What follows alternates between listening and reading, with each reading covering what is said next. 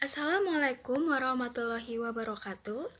Saya akan memperkenalkan ide bisnis kami, yaitu makanan khas Indonesia, pempek lezat. Usaha ini dirintis bersama oleh kami, kelompok 3 mata kuliah Pendidikan Kewirausahaan, kelas 5D PGSD, Universitas Pendidikan Indonesia, Kampus Cibiru, yang beranggotakan Devi Firdayanti, Farida Nurul Latifah, Fitriani Kurniasi, dan Sesti Rizky Handayani. Nama produk usaha kami adalah Makanan Khas Indonesia Pempek Lezat. Lalu, apa sih yang menjadi alasan utama kami memilih pempek sebagai ide bisnis? Yang pertama, pempek adalah makanan khas Indonesia yang dapat dinikmati oleh siapapun, kapanpun, dan dimanapun. Nah, pempek adalah makanan khas Indonesia yang cukup banyak digemari oleh setiap kalangan dari zaman ke zaman. Selain karena rasanya yang lezat, pempek cocok dinikmati di waktu senggang dan dapat menggajal perut dikala aktivitas kesibukan yang melelahkan. Yang kedua, pempek memuat kandungan yang baik bagi tubuh. Nah, di balik lezatnya pempek, tahukah kamu bahwa terdapat manfaat bagi tubuh, khususnya pada bahan utamanya yaitu ikan tenggiri. Ikan tenggiri sendiri memiliki kandungan nutrisi yang baik bagi pertumbuhan. Nah, kandungan proteinnya itu lebih tinggi daripada kacang-kacangan. Dan dalam ikan tenggiri juga memuat omega 3 yang baik bagi tubuh. Alasan yang ketiga adalah berkurangnya penjual pempek dan minat muda-mudi terhadap makanan khas Indonesia. Nah, coba kalian sadari bahwa saat ini penjual pempek mulai berkurang. Hal tersebut dikarenakan masa pandemi yang cukup panjang ini menyebabkan banyak penjual pempek yang menutup usahanya. Selain itu, perlu dikritisi bahwa saat ini muda-mudi Indonesia lebih menggemari makanan khas luar seperti dari Amerika, Korea, Jepang, Thailand. Nah, hal itulah yang menjadi alasan kami untuk memilih pempek sebagai ide bisnis kami.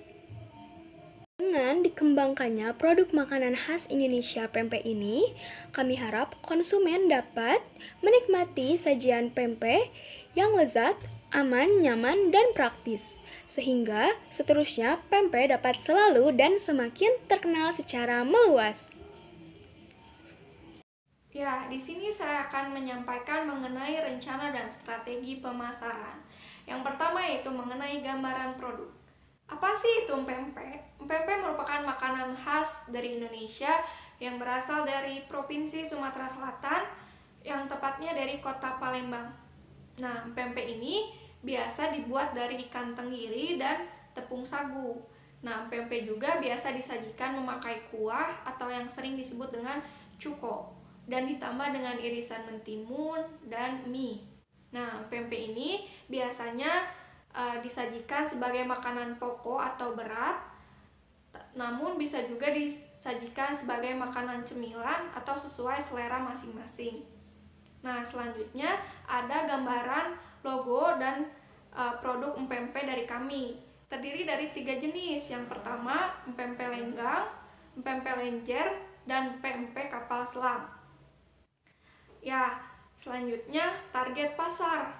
Nah, pasar sasaran adalah proses mengevaluasi dan memilih satu atau beberapa segmen pasar yang dinilai paling menarik untuk dilayani dengan program pemasaran. Nah, tentunya produk makanan pempek kami ini memilih target pasar semua kalangan masyarakat.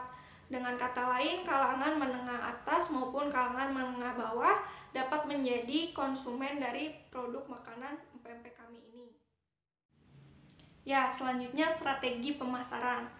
Ya, promosi dilakukan untuk memperkenalkan produk kami kepada konsumen. Nah, promosi ini dilakukan dengan menggunakan pemanfaatan handphone dengan beberapa fitur aplikasi yaitu Instagram dan WhatsApp. Nah, media sosial ini secara efektif dapat mempermudah dalam mempromosikan dan memperkenalkan produk kami kepada konsumen.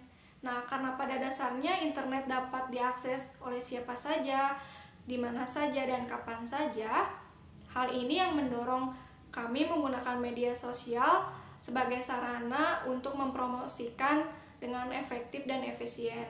Namun tidak hanya itu, kami juga menggunakan media mood to mood atau mulut ke mulut, karena dengan mulut ke mulut kami bisa bertemu dengan secara langsung dengan konsumen. Yang selanjutnya yaitu metode pelaksanaan. Nah, di metode pelaksanaan ini kelompok kami menggunakan sistem POAC, yang dimana pada saat tahap planning dan organizing dilakukan pada saat tahap produksi, kemudian aswaiting dilakukan pada saat tahap produksi, dan controlling dilakukan pada saat pemasaran. Nah, yang pertama yaitu praproduksi. Dalam tahap ini kelompok kami melakukan beberapa langkah. Yang pertama yaitu melakukan riset dan survei di lapangan mengenai produk PMP, kemudian cara kerjanya dan keunggulan dari masing-masing produk PMP tersebut. Nah, kemudian kami juga melakukan survei dan faktor-faktor produksi yang paling efisien dan ekonomis untuk mendukung kualitas harga produk, dan kita juga bisa menyesuaikan harga produk yang ada di pasaran dan yang akan kita jual. Nah, kemudian kita juga melakukan analisis kelayakan produksi PMP seperti bahan-bahannya, packagingnya, dan kita melakukan kualitas yang terbaik. Nah, kemudian yang selanjutnya yaitu merancang strategi dan objek pemasaran, kemudian menentukan target pemasaran, dan menganalisis keuntungan. Yang kedua yaitu tahap produksi. Nah, kelompok kami menggunakan bahan-bahan yang cukup umum dan familiar, kemudian mudah didapatkan. Nah, yang pertama bahan untuk membuat PMP ada daging ikan, kemudian tepung terigu, garam, tepung tapioka, penyedap rasa, gula pasir, bawang putih, air, dan telur. Nah, cara pembuatan PMP ini yang pertama yaitu siapkan blender, kemudian masukkan daging ikan dan bawang putih, dan blender sampai halus. Nah, untuk adonan tepungnya, yang pertama yaitu rebus air, kemudian tambahkan garam, penyedap rasa, dan gula pasir secukupnya, kemudian masak sampai mendidih, lalu matikan api dan aduk rata kembali, dan kemudian masukkan tepung sedikit demi sedikit ke dalam adonan, kemudian aduk-aduk sampai rata, lalu sisihkan di suhu ruangan. Nah, setelah adonan tepung ini dingin, kemudian masukkan daging ikan yang telah di blender dan aduk rata, kemudian masukkan telur, aduk rata lagi, dan masukkan tepung tapioka, dan kemudian aduk rata kembali. Nah, setelah itu siapkan wajan dan beri air secukupnya. Kemudian masak sampai air mendidih, lalu masukkan 1 sendok minyak sayur. Kemudian siapkan juga isinya seperti telur atau yang lainnya. Nah, kelompok kami ini menggunakan isian telur. Kemudian telur itu dibagi menjadi 4 bagian. Kemudian lumuri tangan dengan tepung. Nah, kemudian kami mengadonnya sesuai dengan keinginan seperti empek-empek lenjer, kemudian kapal selam, dan yang lainnya. Kemudian siapkan wajan dan beri minyak secukupnya untuk menggoreng empek-empek tersebut yang sudah tadi diadoni. Nah, kemudian masukkan 1 sendok tepung tapioka ke dalam minyak, tujuannya agar saat menggoreng minyaknya tidak muncrat-muncrat. Nah, kemudian siapkan bahan cuka, yaitu ada gula merah, asam jawa, cabai rawit, bawang putih, air, ebi, dan gula pasir. Nah, kemudian cara pembuatan cuka ini yaitu haluskan cabai, bawang putih, dan ebi sampai halus, kemudian masukkan ke dalam panci, beri air, dan masukkan gula merah, kemudian gula pasir, asam, dan masak sampai mendidih, dan gula sampai larut, kemudian angkat dan saring. Nah, setelah itu kita sajikan empek-empek yang telah digoreng tadi yang hangat, taburi cukanya, kemudian potong-potong mentimun, dan beri mie kuning yang telah direbus. Dan yang terakhir yaitu pemasaran atau controlling. Nah, kelompok kami mematok harga sesuai dengan pasar dan yang bisa dijangkau oleh semua kalangan.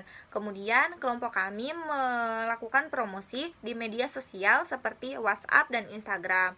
Nah, kemudian juga kelompok kami selain melakukan promosi di media sosial, kita juga melakukan promosi dari mulut ke mulut, yaitu seperti ke tetangga, kemudian saudara, dan teman-teman terdekat kita.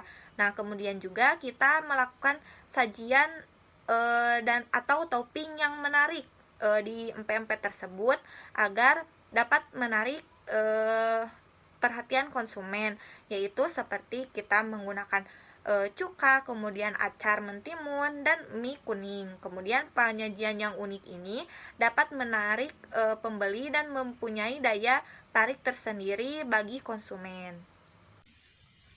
Selanjutnya ada anggaran biaya. Kelompok kami mengeluarkan uang sebanyak 5.270.000. Rinciannya yaitu yang pertama ada peralatan penunjang sebanyak 1.540.000. Lalu ada peralatan habis pakai sebanyak 3.130.000. Lalu perjalanan sebanyak 200.000 dan yang lainnya sebanyak 400.000. Rincian perlengkapan penunjang yang pertama ada baskom wadah, kami membelinya 2 buah dengan harga satuannya 20.000, totalnya yaitu 40.000. Lalu pisau kami membelinya 2 buah juga, harga satuannya 20.000 jadi totalnya 40.000. Talenan harganya 10.000, kami membeli 2 buah juga jadi totalnya 20.000. Lalu wajan kami membeli 1 buah, harganya 250.000, panci harganya 200.000, kompor harganya 300.000, spatula kami membeli 1, harganya 20.000, lalu saringan minyak kami membeli 2 dengan harga satuannya 50.000, jadi totalnya 100.000. Lalu ada gas LPG 3 kg, kami membelinya 2 buah dengan harga 175.000, jadi totalnya 350.000. Lalu ada paper lunch, kami membelinya 200 pieces dengan harganya 1.000, jadi totalnya 200.000. Lalu ada plastik zip, kami membelinya 2 pak dengan harga satuannya 5.000, jadi totalnya 10.000. Lalu ada plastik cup, kami membelinya 1 pak dengan harga 10.000, jadi totalnya perlengkapan penunjang yaitu 1.540.000. Selanjutnya ada bahan baku. Yang pertama kami membeli paket pempek mentah yang berisikan pempek, cuko atau kuah pempek, dan sambal.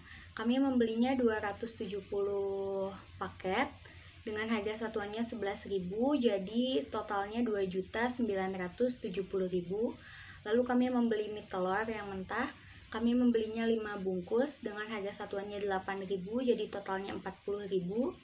Lalu membeli air sebanyak 5 liter dengan harga satuannya 5.000, jadi totalnya 25.000. Lalu minyak goreng 5 liter dengan harga 95.000, jadi totalnya untuk bahan baku 3.130.000.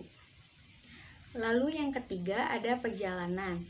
Untuk membeli bahan-bahan dan untuk COD totalnya 200.000. Dan yang terakhir kami membeli pulsa internet sebanyak 4 kali jadi 400.000 karena harga satuannya 100.000.